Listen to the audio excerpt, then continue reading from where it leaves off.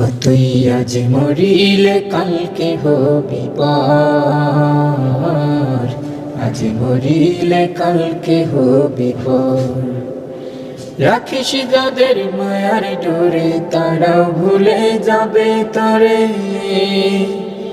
দম ফুরালে চলে যাবে তোমার আপন ঘর। ও তুই আজ মরিলে কালকে হবি পর, আজ মরিলে কালকে হবি পর। ও তুই আজ মরিলে কালকে হবি পর, আজ মরিলে কালকে হবি পর। রাখিস যাদের মায়ার ডোরে, তারাও ভুলে যাবে তরে।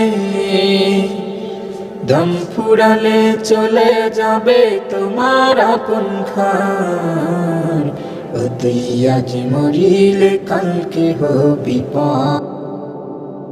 তো বন্ধুরা, আপনারা সঙ্গীতটি শুনতে পারলেন। যারা যারা এরকম কোরাস বা চিকন এরকম ছোট বাচ্চাদের মতো কণ্ঠ দিতে চান এবং যারা পূর্বে ভিডিওগুলো দেখেন নাই, তারা দেখে নিতে পারেন, কিংবা এখান থেকেও দেখে নিতে পারেন। আমি সিঙ্গেল জাস্ট কোরাসটা দেখে দিতেছি।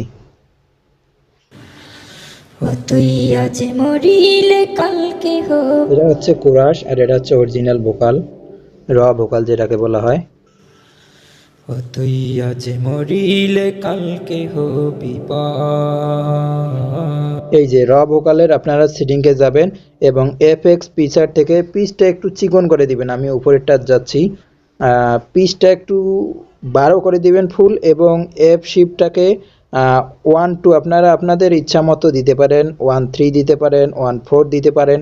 আমি এখানে আমার ইচ্ছা মতো দিয়েছি 1.2 দিয়েছি, এবং বাদ বাকি যা ছিল সবগুলোই করেছি। কিন্তু এখানে জাস্ট সিম্পল একটা ভোকাল, র ভোকাল এডিট করা হয়েছে। এখানে এফএক্স গ্রাফিক ইউটা দেওয়া হয়েছে আর টার্ন ইকুইটা দেওয়া হয়েছে, তাছাড়া আর কোনো কিছু দেওয়া হয়নি। এরপরে মাল্টি ইফেক্টস তো সবসময় থাকবেই। ও তুই আজ মরিলে কালকে হবি পর। আর একটা প্রশ্ন হচ্ছে যে ভাই, এখান থেকে মানে তৃতীয় নাম্বার ভোকালটা এটা আবার কি?